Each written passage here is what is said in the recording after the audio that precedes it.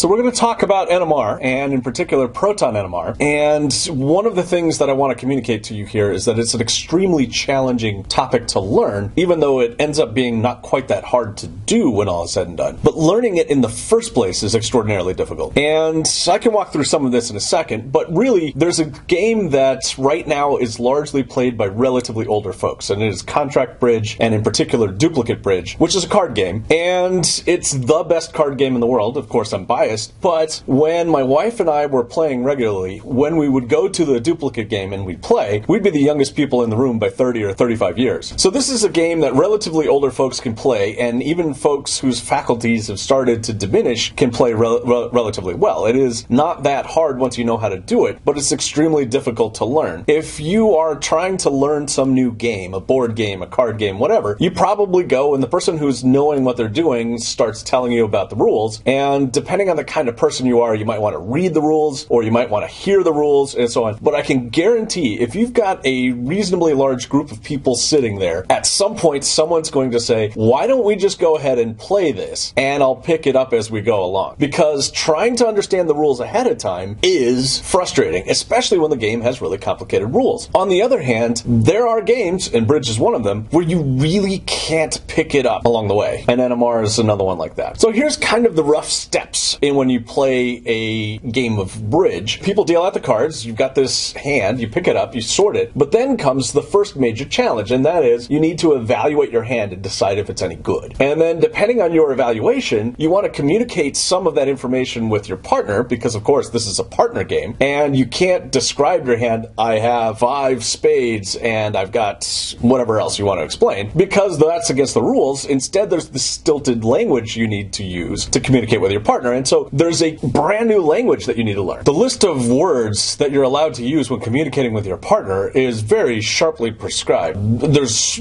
really not that many commands that are available to you. When you are playing for fun, just you, your partner, and another couple, then there's a lot of table talk and things aren't necessarily all that precisely regulated. But when you're playing Duplicate and when you're playing tournaments, then in fact you never speak at all. There's this box of cards and you just simply lay out the cards, and everything you are allowed to say at the table is contained within those cards. Okay, eventually you and your partner reach some contract, and it'll be something along the lines of, we plan on taking 7 tricks as long as this suit is trump. I'm already using language that you don't know, all of which needs to be explained. Okay, so then eventually you actually play the hand, and there's complicated rules for how you do that, and this is the parts where a lot of people would be like, let's just play the hand and so I can see how it goes. But you'll notice that there was a lot of stuff that needed to be communicated up here before we could even get to that, and this won't even make any sense unless you have the context of what came above. Okay, so you were trying to take 7 tricks. Did you, or did you fail? Or alternatively, if the opponents were the ones who had the contract, you're trying to keep them from taking 7 tricks. Did you succeed or not? So then you can sort of evaluate how you did there. And then comes the part where you keep score. There's different scoring rules depending on whether or not you're playing alone or with a group of other people. And then comes you can evaluate yourself. The reason why Duplicate Bridge exists is because everybody in the room is playing against everybody else in the room. And so there's the question of how you did on that specific hand, but then in one of those games you play like 24 hands over the course of the night, and how you did over all 24 hands gets compared to everybody else in the room. So the reason why this is difficult then is because the part that you want to learn by doing is right there, and yet none of this stuff will make any sense until you have at least some basis for understanding this. And all of the weird stilted language rules here show up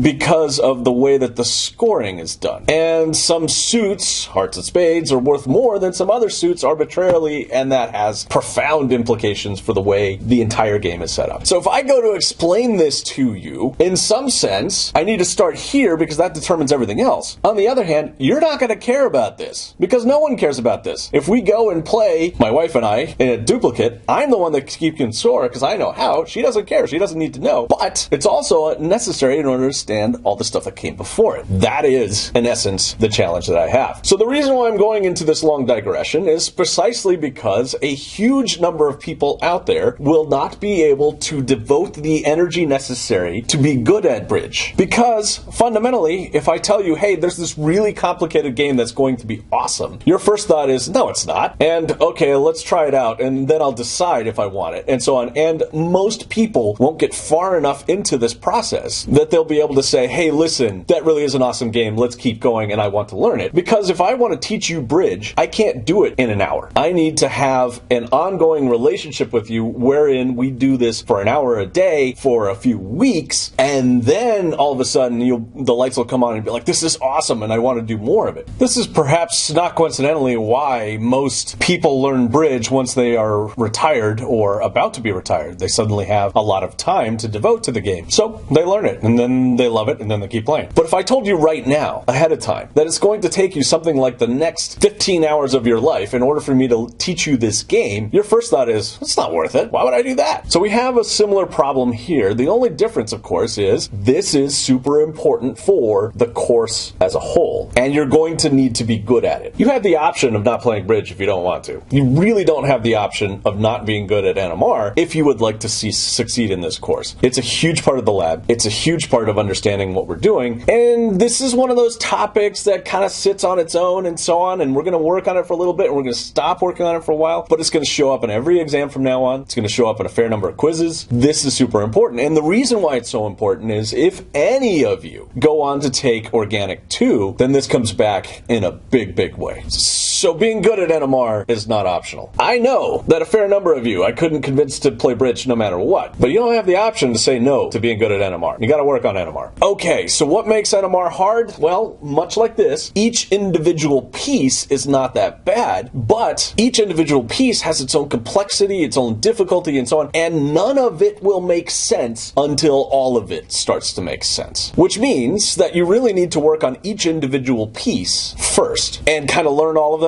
and then be ready to deal with a new problem, and then and only then will those problems start to make sense, and then all of a sudden it will be unlocked and you'll understand all of it. So before we can make any progress, you need to have at least the basics for each thing kind of under your belt enough so that you can start to see how they fit together. But there are individual chunks for each one that you almost certainly are just going to need to memorize. And so I really should have said that at the outset. There's chunks that you have to memorize, and you kind of have to go through all of it in order to be able to understand any of it. There's a chemical shift video for proton and for carbon. Just memorize the magic numbers for that. There's an integration video. I don't necessarily have magic numbers in quite the same way, but there's a sort of magic number thought going on there. We'll get into it more. For NMR itself, the thing that's super tricky is that there are these three pieces of information that you need to understand at least well enough and have enough of the information stored away that when I say something to you, something is triggered immediately. Your tendency, and you need to fight this, absolutely fight this, but your tendency is going to be to say some version of, I can look at chemical shift tables and learn what I need to from that. But that's not the way human beings' minds work. You cannot do that. It's not going to work. So anyway, you need to have the basics of integration. You need to have the basics of chemical shift. You need to have at least enough of the chemical shift table internalized so that when I tell you some piece of information, it immediately tells you something. It doesn't need to be super specific. You don't need to have it exactly right, but you need to have a sense, an internal feel. It means this-ish. And then you need to at least understand how multiplicity works well enough that you can rule out total nonsense. So once you have that, then comes additional problems. Things don't always work the way we expect them to. There are plenty of things that now, even now, as a 20-plus year practitioner of organic chemistry, I will look at an NMR and be like, why is that the way it is? Nature's odd, and there are lots of curveballs that it throws at us. And that's assuming that your stuff is clean. It's pure. There are plenty of times where your compound's impure, and there's lots of impurities that we know are going to be in there and we can account for it. But what if there's some random impurity that you hadn't thought of? That can complicate things. This, by the way, is the role of your opponents. You are not playing this game, you and your partner. You're playing it against two other people. You and your partner are playing against a different team, and they are trying to interfere with you. Those are impurities. That's nature fighting you. Here comes a real challenge for NMR, and that is the thing that's going to be easiest for you to understand, almost certainly, I can just about guarantee it, is multiplicity, because there's a hard and fast rule, and you learn that first, and that applies often enough that you start to feel confident in it, but it breaks down often enough that you will get stuck if you rely on it, whereas this other stuff is a little trickier to wrap your head around, so you don't want to use it as much, and yet this is the stuff that I, as a pro, rely on, and I ignore the thing that you were going to find super important. Again, what's easy for you to grasp at the outset is not the best one to use. And then, of course, here comes the last, but in some ways the most important thing. The way our human brains work